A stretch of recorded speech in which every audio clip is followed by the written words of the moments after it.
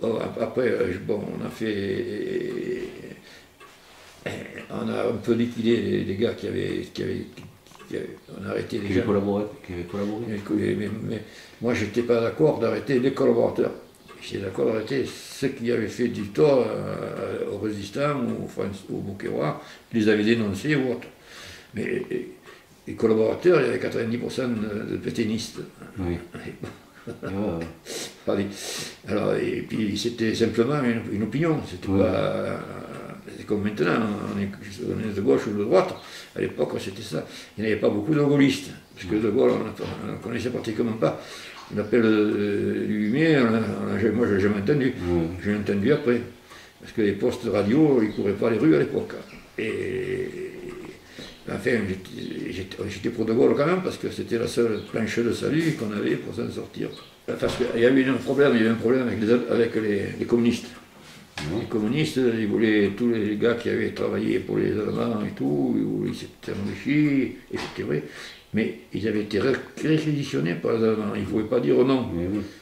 Et le problème, c'est que c'est facile de dire maintenant, mais les gars, moi je sais qu'il y a l'entrepreneur de Beaucaire qui s'appelait Vidal, qui m'a mis dans la brasserie de Meuse, dans les caves, c'est lui qui me portait à manger pendant un mois. Alors je ne peux pas. Et puis il y avait Mège qui travaillait les transports, il transportait des trucs pour les Allemands, mais il était requis par les Allemands. Et puis il était pétainiste.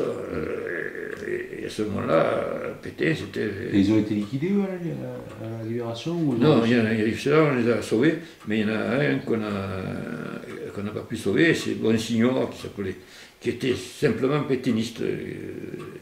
Et il a été tué par à ce moment-là, on avait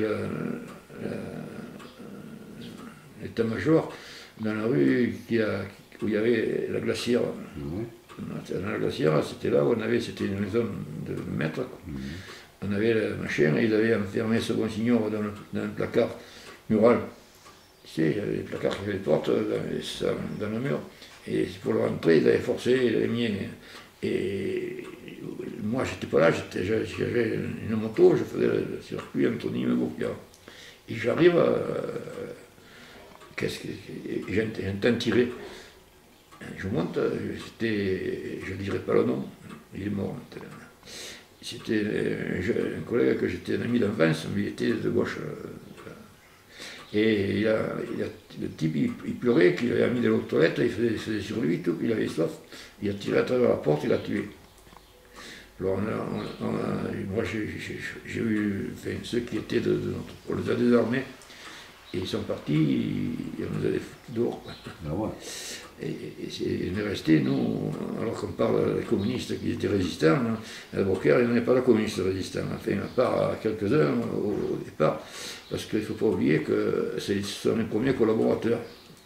Quand les Allemands sont arrivés, qu'ils ont envahi la France, à Paris, ils ont commencé à sortir l'humanité. Et Torres a déserté la France, il a appelé les Français à déserter quand ils ont devenu résistants, quand Hitler a rompu le pacte germano-soviétique. C'est là qu'ils sont devenus résistants parce qu'ils étaient obligés. Ils partaient en déportation, et il n'y avait pas le choix. Enfin, il y avait un choix, mais limité. Voilà. Et après, je me suis marié en 1944. J'ai eu un gosse en 1945. Et moi, à la Libération, j'ai voulu partir avec